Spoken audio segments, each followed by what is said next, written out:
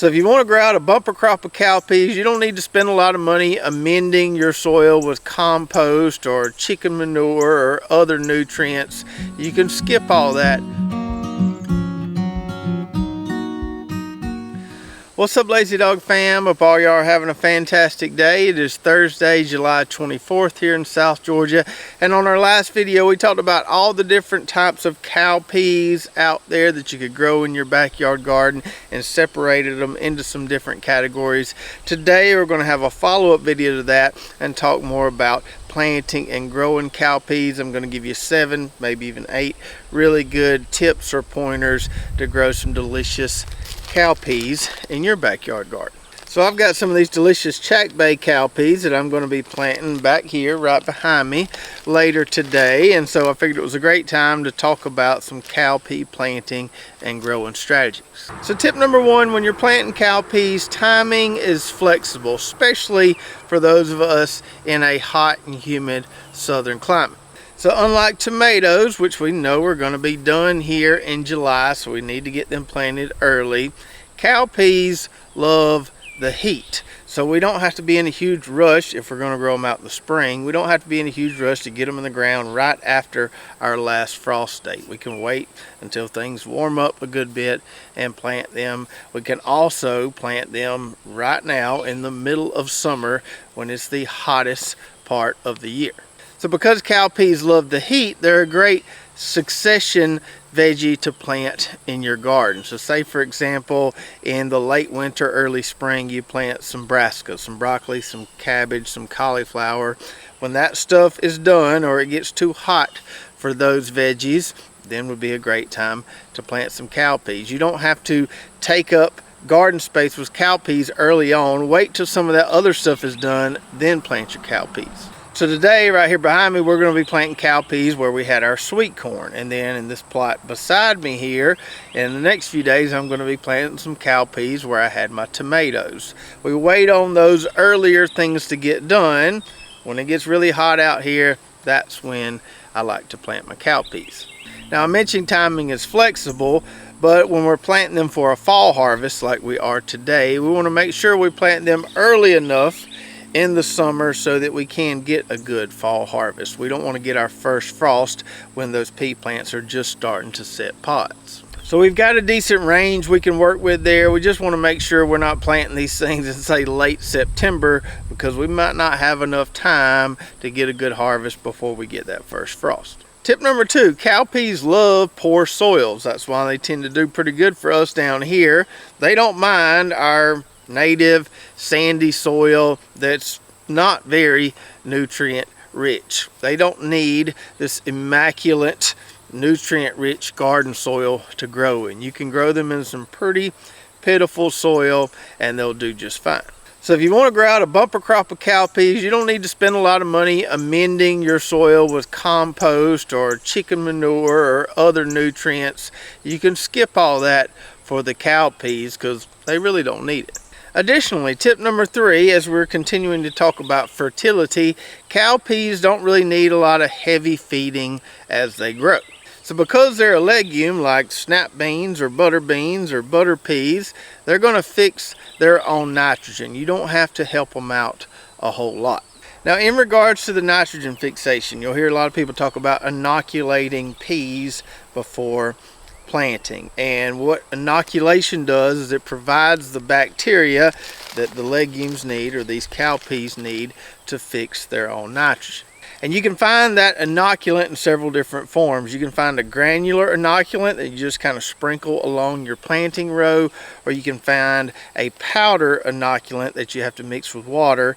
You make a little slurry, basically soak your seeds in it or mix it around with your seeds and then plant your seeds. But supposedly, and I don't really have any way of proving this, but supposedly if you've used inoculant before in a garden plot, it's pretty much still there. I don't have any inoculant on hand today, and I know I've grown peas and other crops that needed inoculation in this plot before, so hopefully we've still got some of that bacteria there.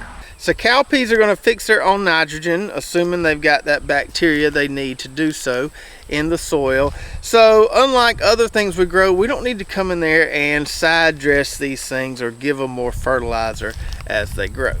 Now, it's not a terrible idea, especially if you have some really poor soils, to put down just a light application of a balanced or relatively balanced fertilizer prior to planting. I use something like this Coop Grow here, which has a 3-3-4 analysis. Nothing super powerful here, just a little bit of nutrients to help them get going. Now, doing this is not a necessity when growing cowpeas, because like I said, they can grow in some pretty poor soils, but it's not a bad idea just to put a little bit of this down at planting if you have some balanced fertilizer on hand.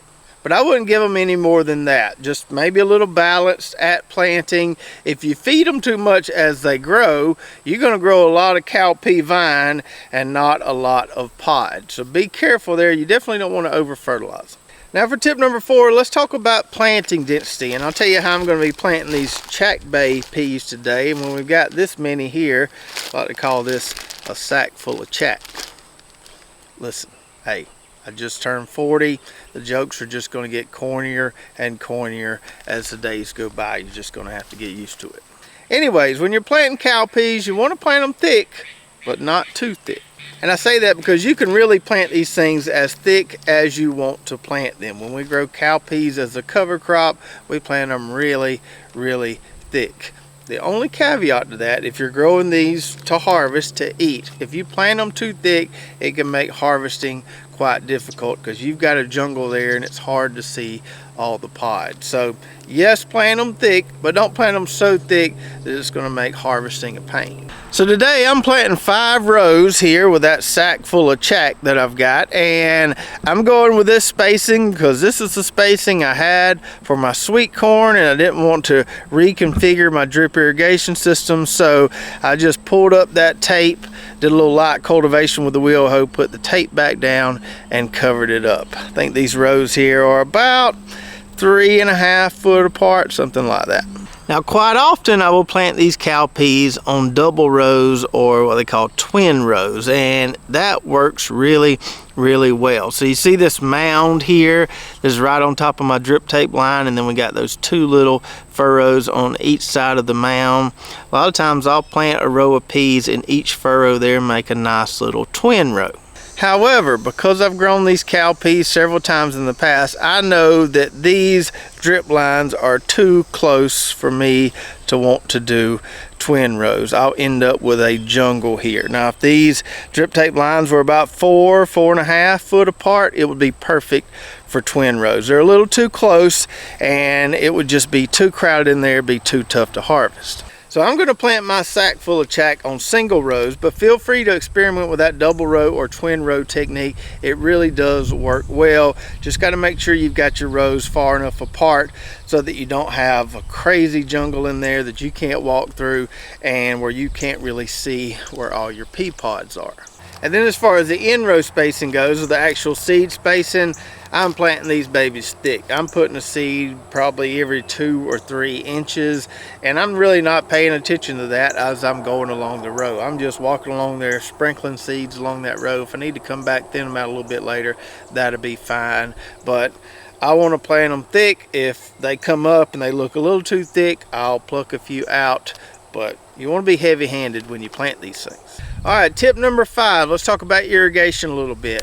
Cowpeas are very drought tolerant, but that doesn't mean that they won't benefit from a little bit of water every now and then.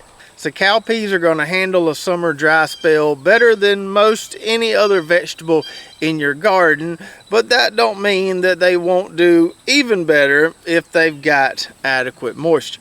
Now, as you saw there earlier, I'm going to grow mine with drip tape, and I'm only doing that because I already had that drip tape manifold set up there from where my sweet corn was earlier this year. If I was starting with a fresh new plot and I didn't have a drip irrigation set up on it, I probably wouldn't put down a drip irrigation set up just for cowpeas. I'm only using that because I already had it there, and I won't run it near as often as I do on some of the other stuff out here. We want to keep them happy, but we don't have to water them near as much as we do something like corn or onions. So if you've got maybe a mulch garden that holds moisture really well and you get some rain on average every 4 or 5 days, you might not ever have to water your cowpeas. Our soil here tends to dry out pretty quick, so I want to be able to water mine easily if I can, and we have the drip tape so we can do that. Tip number 6, cowpeas typically don't have a lot of disease issues, but there is one thing to watch out for. So the one disease or fungus cowpeas can get is rust. It'll start out with just a few little kind of brown or copper colored spots on the leaves, and next thing you know it's covering the entire leaf. Seems to be worse if it's really sticky and humid out here. If we're getting a lot of rain, rust can be worse this time of year. You can spray a fungicide for rust and help alleviate the problem, but sometimes they'll kind of just grow out of it. If they're, you know, happy in their soil there, so to speak, a lot of times when it cools off they'll grow out of it and you won't see as much rust on those leaves. But it's definitely something to watch for. That way you can act appropriately if you start to get a lot of it. Tip number 7, you're really not going to have to worry about a whole lot of pests on your cowpeas either. You're not going to have to worry about hornworms on your cowpeas, not going to have to worry about squash bugs on your cowpeas, not going to have to worry about leaf-footed bugs on your cowpeas. Now, on occasion they can get some aphids on them. Those are pretty easy to control with some simple organic insecticides. However, the one big pest that we deal with down here, and a lot of people deal with, is called the pea curculio. So this is a little weevil looking insect. It is visible to the naked eye, but you got to look pretty hard to find it. And what they do is they will drill holes into those pea pods, into these peas right here, and put spots all over your peas, put holes in your peas, pretty much make them undesirable to eat. And for whatever reason, I think it has something to do with the reproductive or growth cycle of the pea curculio itself. They're a lot worse in the spring for us down here than they are in the fall. That's why we wait until the fall to plant, or the late summer to plant most of our cowpeas, because that curculio pressure is much less in the fall than it is in the spring. Now, you may not ever deal with the pea curculio where you live, but at least you know what it is. If you start seeing those little sting marks on your pea pods, you know what caused it.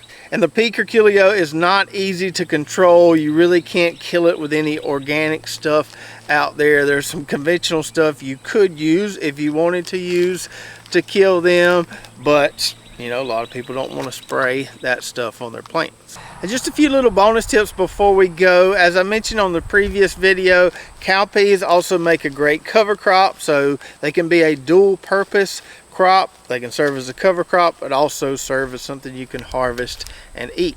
So if you had a bigger sack full of chack than I do here, you could plant an entire plot in these things, just scatter them out there, or you could take the time to put them in rows kind of close together.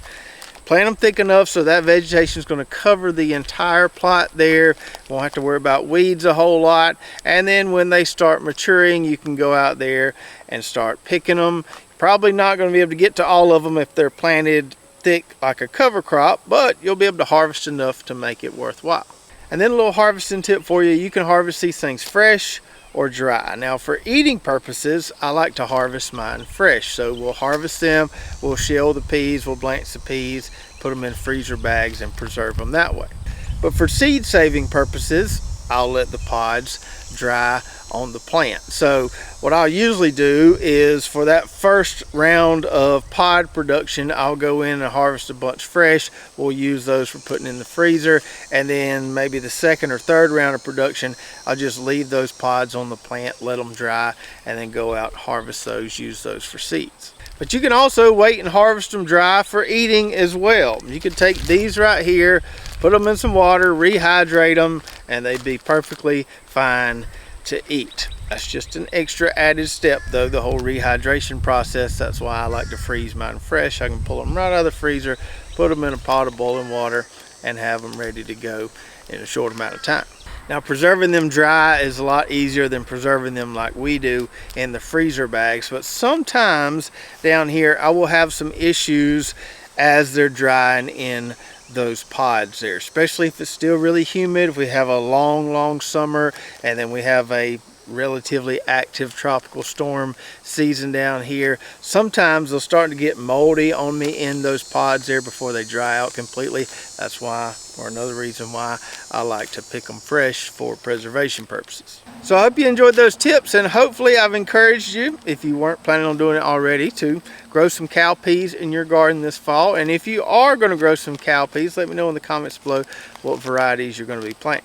And as always, you can find several of the cowpea varieties that we like to grow on our website at lazydogfarm.com. And if you missed that last video where we talked about all the different types and colors of cowpeas out there, you can watch that right here. We'll kind of break it down and try to make it all make sense. So check that out, and we'll see you next time right here at Lazy Dog Farm.